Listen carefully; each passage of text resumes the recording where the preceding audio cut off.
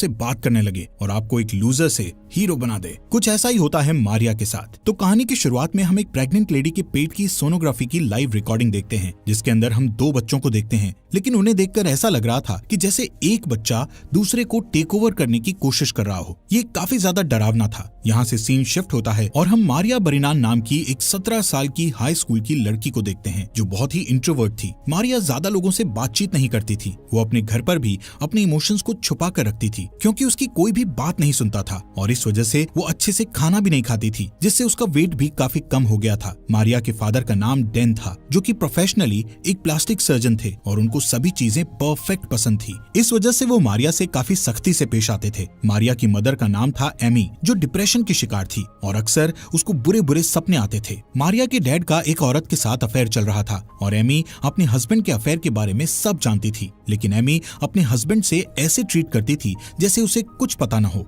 School में मारिया को एक मार्क नाम का लड़का हमेशा परेशान करता रहता था और बाकी सब भी उस पर हंसते थे, क्योंकि वो लोगों से काफी दूर रहती थी। मारिया की एक बेस्ट फ्रेंड थी जिसका नाम था लिली, जिसके बॉयफ्रेंड सीन पर मारिया को क्रश था और इसीलिए वो लिली से जेलस फील करती थी। इस वजह से मारिया स्मोकिंग करने लगी थी। एक दिन अपने घर पर मारिया को अचानक से एक सोनोग्राफ इमेज दिखाई देती है, जिसके अंदर ट्विंस बच्चे थे, और ये एग्जैक्ट वही इमेज थी जो हमें मूवी की शुरुआत में दिखाई गई थी। ठीक इसके कुछ दिन बाद से ही मारिया को अपने मिरर रिफ्लेक्शन से आवाजें आना शुरू हो जाती हैं, और अक्सर मारिया अपनी मिरर रिफ्लेक्शन को अलग चीजें करते देखती थी, जिससे शुरू में तो मारिया को बहुत डर लगता है, लेकिन धीरे धीरे मारिया अपनी मिरर इमेज से बातें करने लगती है। उसकी मिरर इमेज मारिया को अपना नाम आयरम बताती है। आयरम मारिया के मुकाबले काफी ज्यादा ब्यूटीफुल, चार्मिंग एंड कॉन्फिडेंट थी। बेसिकली मारिया जैसे बनना चाहती थी, आयरम के अंदर वही सारी खूबियां थी। वो दोनों आपस में बहुत बातें करने लगते हैं। मारिया को फील होता है कि फाइनली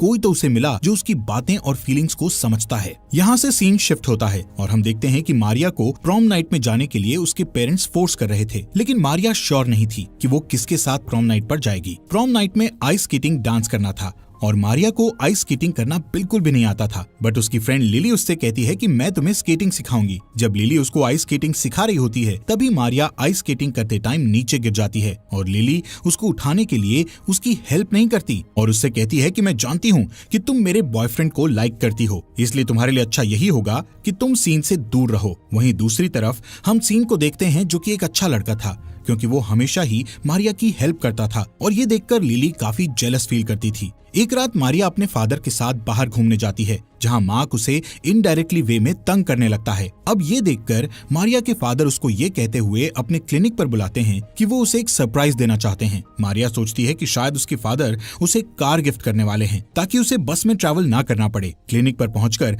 मारिया को पता चलता है कि उसके फादर उसकी नोज और लिप्स की सर्जरी करने की बात कर रहे थे, ताकि वो परफेक्ट दिखे। इस बात से मारिया और उसकी मिरर इमेज आयरम उसके डैड से काफी गुस्सा हो जाते हैं, क्योंकि उसके डैड हमेशा परफेक्शन के पीछे भागते रहते थे और कभी भी मारिया को प्यार नहीं करते थे। खैर, अब मारिया प्रॉम नाइट में जाने के लिए तैयार हो जाती है, लेकिन प्रॉम नाइट में मार्क सबके सामने उसकी काफी इंसल्ट करता है, जिससे वो रोते हुए वॉशरूम में चली जाती है और अपनी मिरर इमेज आयरम से अपनी जगह बदल लेती है, ताकि आयरम उसकी सारी प्रॉब्लम्स को सॉल्व कर दे। अब आयरम फाइनली बाहर आ जाती है और वो मारिया की जगह लेकर सभी से बदला लेना शुरू करती है। सबसे पहले वो मार्क को अपनी तरफ अट्रैक्ट करके फीमेल शावर रूम में ले जाकर उसका घुटना हॉकी स्टिक से तोड़ देती है, जिसके बाद मार्क मारिया को कभी भी तंग नहीं करता। घर पर आने के बाद उसके पेरेंट्स देखते हैं कि उसका नेचर बदला बदला सा लग रहा है। वो सही से खाना खा रही थी, अब बाकी दुनिया के लिए तो वो मारिया ही थी, लेकिन किसी को ये नहीं पता था कि आयरम ने मारिया की जगह ले ली है। दूसरी तरफ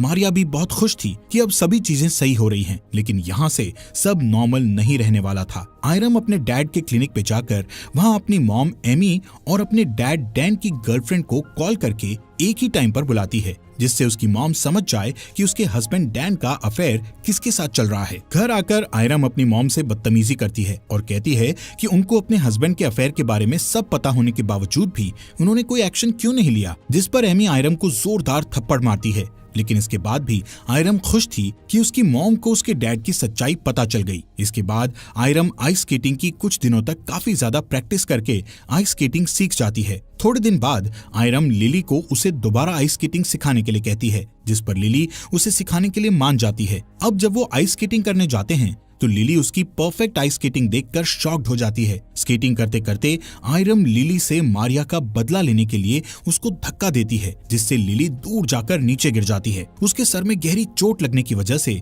लिली ऑन द स्पॉट ही मर जाती है। यहाँ पर आयरम रोने की एक्टिंग करती है और पुलिस को कॉल लगाते हुए उनसे कहती है कि लिली आइस स्केटिंग करते समय फिसलकर नीचे गिर गई है, उसके सर पर काफी गहरी चोट लगी है और मुझे लगता है कि शायद वो मर गई है। वहीं हम फोन की रिफ्लेक्शन में मारिया को रोता हुआ देखते हैं, क्योंकि वो ये सब नहीं चाहती थी। कुछ टाइम बाद लिली की बॉडी को दफनाया जा रहा था। वहाँ पर उसका बॉयफ्रेंड सीन भी था और आयरम उसे गौर से देख रही थी।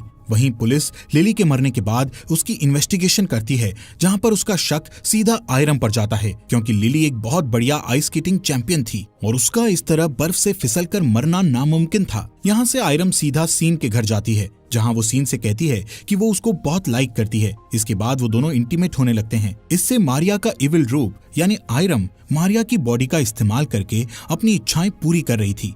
इंटीमेट होने के बाद आयरम और सीन दोनों एक दूसरे से प्यार करने लगते थे। वो दोनों कई बार स्कूल भी बंक करते और क्वालिटी टाइम स्पेंड करते, लेकिन पुलिस उन पर नजर रख रही थी, क्योंकि पुलिस को लिली की मौत का शक इन दोनों पर ही था। एक दिन मारिया के डैड और मॉम की आपस में लड़ाई हो जाती है और डैन घर छोड़कर चला जाता है। वहीं एक दिन आयरम और सीन स्कूल बंक करके होटल में जाते हैं इंटीमेट होने के लिए, लेकिन तभी सीन के पास उसकी मॉम का कॉल आता है और वो कहती है कि पुलिस तुम दोनों से कुछ बात करना चाहती है, जिससे सीन आयरम को अपने साथ चलने के लिए कहता है। लेकिन आयरम सीन से ये कहकर मना कर देती है कि वो पुलिस के पास नहीं जाना चाहती। इतना सुनते ही सीन को आयरम पर शक होता है। तभी आयरम सीन के सर पर बॉटल मार देती है, जिससे सीन की मौके पर ही डेथ हो जाती है। अब आयरम ड्रिंक करके मारिया के डैड डैन के क्लिनिक में जाती है, जब वहाँ पर कोई भी नहीं होता, और अपने डैड से कहती है कि क्या आप मुझे तब भी प्यार करते जब मैं परफेक्ट नहीं होती। यहाँ हमें पता चलता है कि असल में मूवी के स्टार्ट में हमें जो सोनोग्राफी दिखाई गई थी वो मारिया की मॉम एमी की प्रेगनेंसी की थी और ओरिजिनली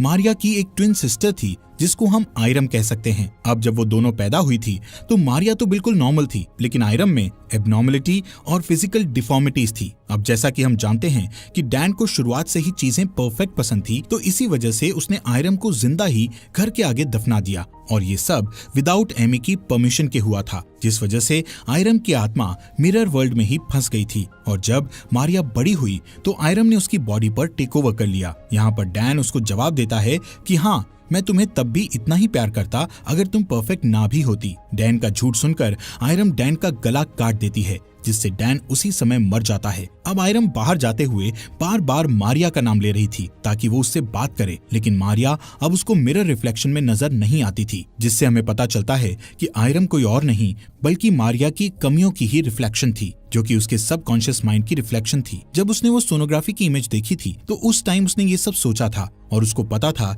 कि उसकी एक सिस्टर थी जिसको जिंदा ही दफन कर दिया गया था, जिसकी वजह से उसके ब्रेन ने ये सब इमेजिन किया था। यहाँ पर असल में मारिया ही थी जिसने ये सब किया था, इसीलिए उसके पेरेंट्स शुरू से ही उसके लिए काफी परेशान रहते थे। उसका वेट भी इसीलिए कम हो रहा था क्योंकि वो दिमाग से थोड़ी डिस्टर्ब हो चुकी थी, और अब आयरम की सारी पर्सनालिटीज मारिया की पर्सनालिटी से जुड़ चुकी थी। इसके बाद मारिया अपने घर में आकर अपनी मॉम एमी के पास आकर लेट जाती है, और हम कुछ मिरर्ड बस शॉट में देखते हैं कि वहाँ पर एमी के साथ 2 लड़कियां लेटी हुई थी, जो कि ये सिग्निफाई करता है कि मारिया ने अब ट्विंस की पर्सनालिटी ले ली है और अब वो सब कुछ करने के लिए रेडी है। दोस्तों, हमारे फॉक्स एक्सप्लेनर हिंदी चैनल को सब्सक्राइब करना